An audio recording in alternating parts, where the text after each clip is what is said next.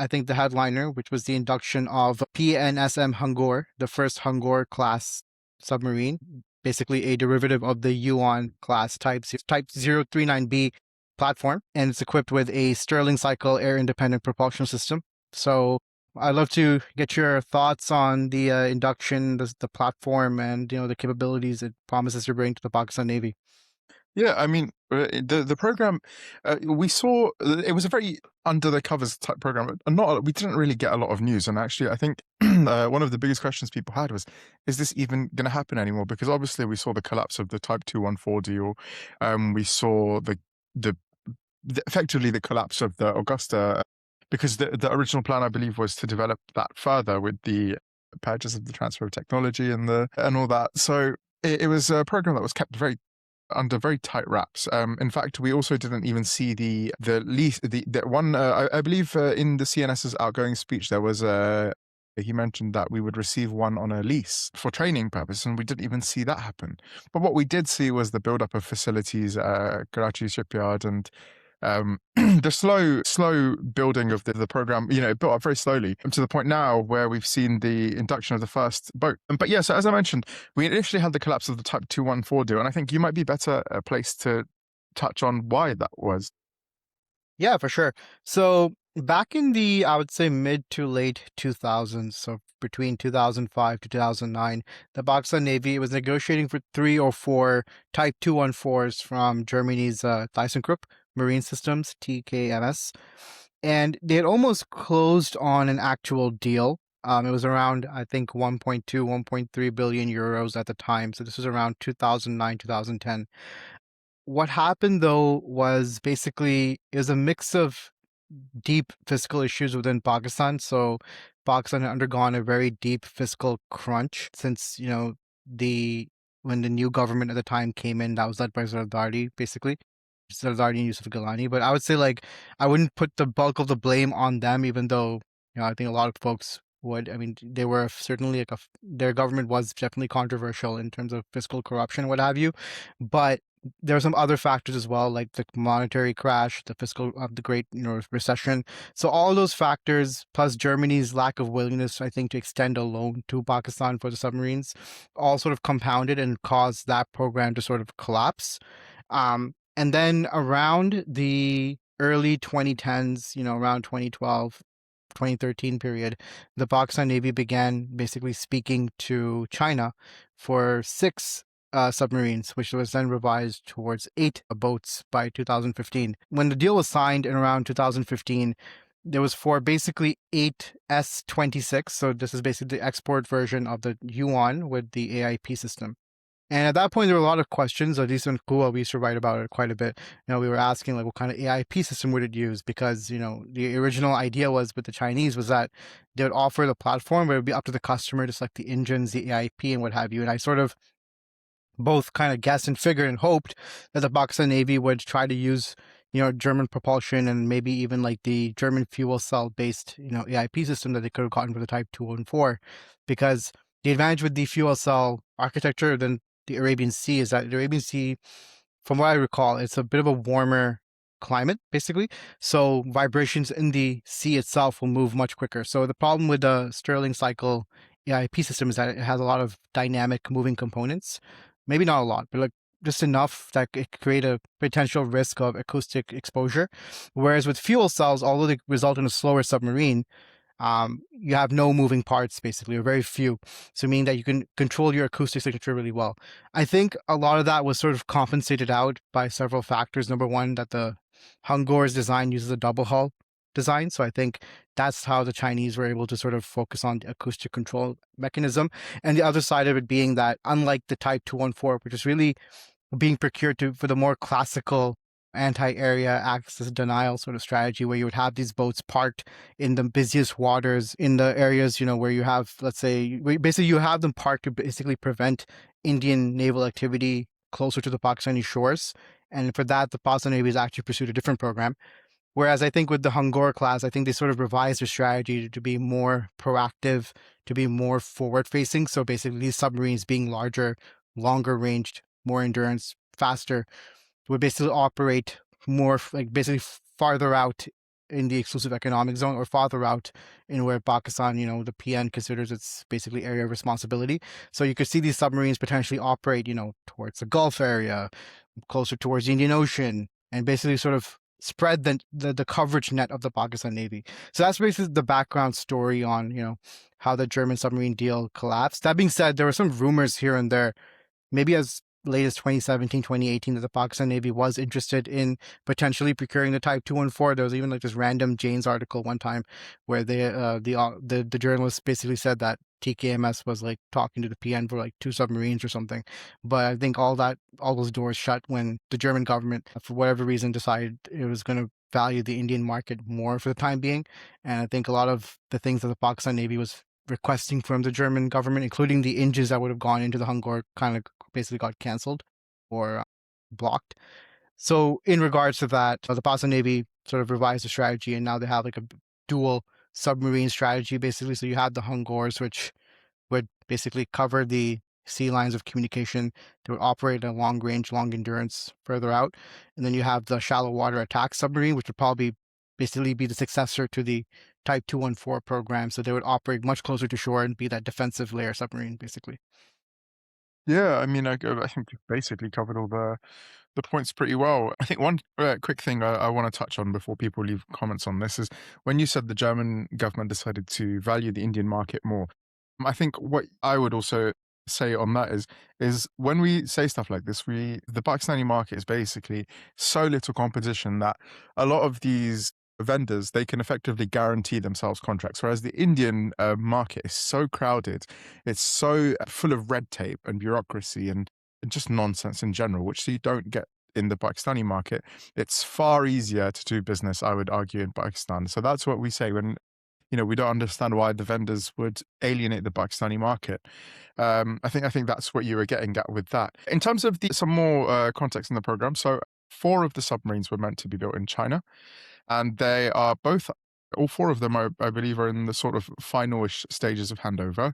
Uh, you know, between fitting out and like sea trials and stuff, I think maybe we could expect the next boat within, next year or within the year, for example. The Pakistani boats are a lot more delayed, and unfortunately, this comes back to the issue always with Pakistani procurement is there's just no money. With the first Hangor boat, I believe was properly laid down in Pakistan, I think maybe 3 years ago.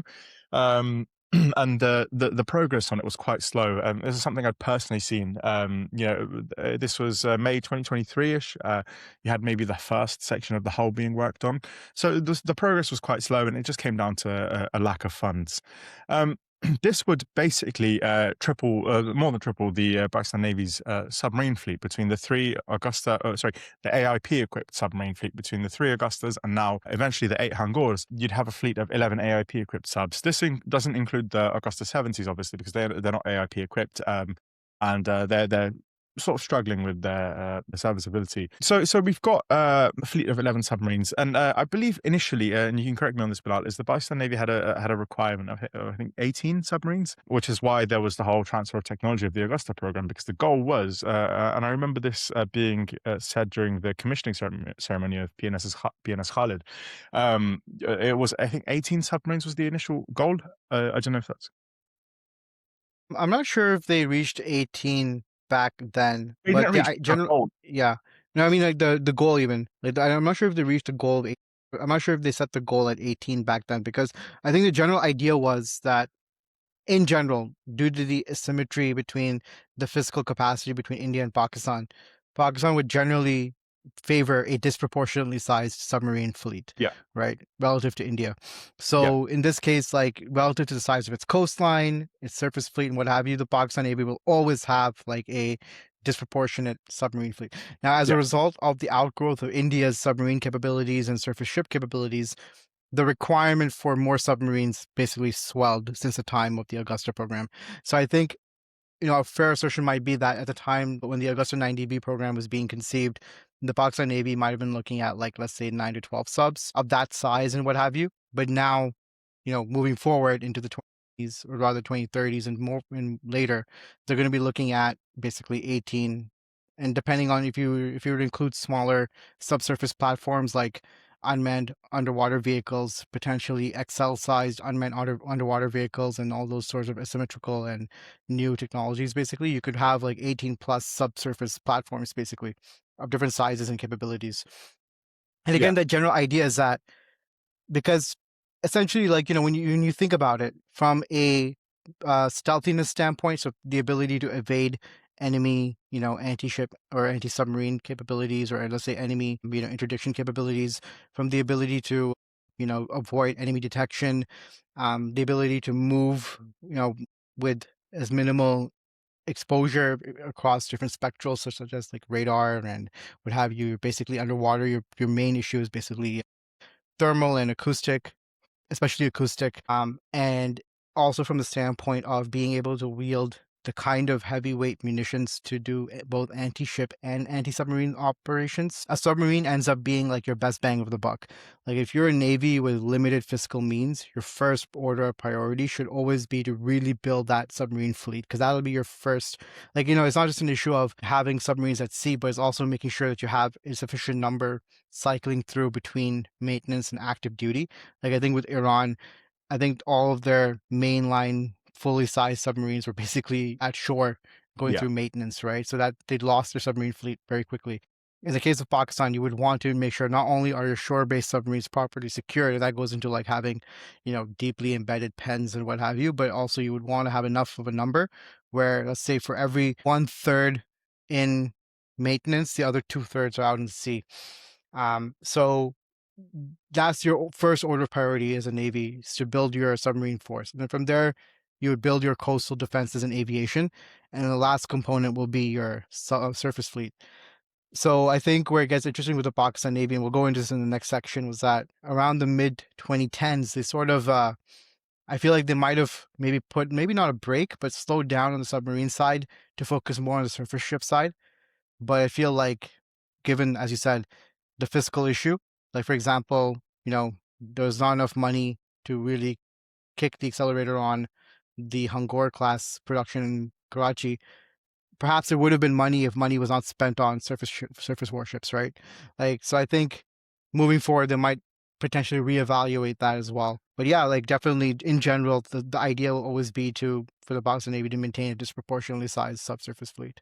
Yeah, and sorry, just to make another sort of digression here is also the other thing is the Pakistan Navy has been expanding in basically every single aspect of its force in significant amounts. The Sea Sultan program is probably a multi-billion dollar program. Those airframes themselves are hundreds of millions of dollars, and then on top of that, the Pakistan Navy is going to foot the bill most likely for the modification, the certification, the testing, and the development of all of these onboard modifications, like, for example, a rotary bomb bay.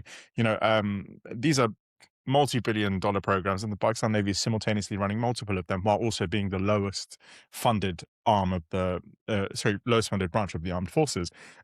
At some point somewhere cuts are going to need to be made. But sorry, back to my original point is effectively the point I'm trying to make here is the Pakistan Navy has always understood the value of the submarine force and how it needs to be padded very well. Unfortunately, with the war on terror and all that sort of stuff, the funds were never available to build on the Agosta fleet. But now the funds were allocated to the Hangor-class. So now as I was saying, we'll have we'll basically triple the size of the AIP fleet of submarines. But also, as you mentioned, the Type 214 program will probably be replaced with the shallow water attack sub program. And as we mentioned in a previous episode as well, is that we see Fincantieri and Daman make investments into Pakistan naval programs via PMS, the Maritime Technology Park, and that's a long-term commitment, right? They're here to say they've opened up an office in Pakistan, they've committed to development, research and development within Pakistan. So it's a long-term commitment they've made. And Fincantieri obviously makes great submarines, and they've got shipyards all over the place. And they also have the S-800 submarine, which is a derivative of the S-1000, which was a submarine that was actually offered to India in partnership with the Russians after the split between India and after a split and the eventual deselection, the submarine not being selected, the Italians went back basically unrussianed the submarine and built their own submarine out of it using technology from the Type 214 and also German fuel cells like the ones found on the Type 214 and the Type 212. I suspect that's probably the angle the Pakistan Navy is going to take in terms of its submarine force in the future, is have a fleet of Hangors for the offensive work, the deep water offensive work, blockades and anti-shipping, and then have the S-800s or whatever they end up modifying that into, because the Pakistan Navy never really buys anything off the shelf. It's always been modified into what it wants. Whatever they turn the S-800s into for coastal defense, for sea lines of communication and whatnot. Other than that, if we look back into the Hangors, we can see that we'd introduce a lot of new systems into the Pakistan Navy's fleet. So, for example, the Pakistan Navy, I believe, initially had always wanted a supersonic missile, supersonic anti-ship cruising missile, and then you also had a ship-launched ballistic missile. And it seems that both of these programs have been merged into SMASH, or what is now called SMASH, which we know is a derivative of the Fatah 2, which is something we'll talk about later. But that leaves that still, the gap is still there. The Pakistan Navy still wants a supersonic cruising missile. Now, obviously, they've got the CM302 via the Type 054As, but we've not seen any indication that that's something that they've decided to make a mainstay and produce locally and equip the rest of the ships with. We can see that, for example, the Hangor-class is now being equipped with the SMASH as well. So we can see potentially there's a gap there that maybe will be filled via the Hangors, because the Hangors are capable of carrying the CA02 and also the YJ8. There are both export versions for both. The PN already operates the CA02, but obviously they are looking to equip something far more capable into their arsenal. So that only leaves the YJ18, which is probably going to be one of the biggest additions of weapon systems into the Pakistan Navy's fleet, and potentially one we'll see far more induction of. And obviously, with such a large submarine fleet, we could probably expect them to localize the production and build them at home as well, like they did with the Zerb, and set up coastal batteries and whatnot of them. And the YJ-18 is a very interesting weapon as well. So obviously, it's derived from a Russian system, the Club 3M54 specifically. And what it is basically it's a rocket, kind of like the Fatah 2, but with a cruising aspect. So it basically takes the back end of a Club cruise missile and mates it to a rocket. What happens is it cruises really, really low for most of the flight, and then in the terminal stage, it will ditch the propulsion of the cruise missile and the wings and whatnot, and it will turn into effectively a ballistic missile. So it's a very interesting solution. It's one that is unique to the system, and it's one that I think would be quite interesting to the Pakistan Navy and in its induction. But yeah, so that's in terms of the main sort of new weapon system we'd see. Other than that, the Pakistan Navy has been operating heavy torpedoes for a while, and they operate very, very advanced ones. They use German DM2A4s, which are from Atlas Electronic, and they're a very, very capable system, and they are used on the Agosta class, and potentially we could even see them being deployed on further procurements like the shallow water subs. But yeah, so in terms of why the Pakistan Navy needs a large submarine fleet, I'll throw that back at you, Bilal, but I think it's obviously quite clear. But, it'd be good to touch on that more. Yeah, so I just want to touch on the missile selection as well. I mean, obviously, we haven't been able to confirm whether the Hangors are coming with the YJ-18E, but Yeah. it's, I would say, probable.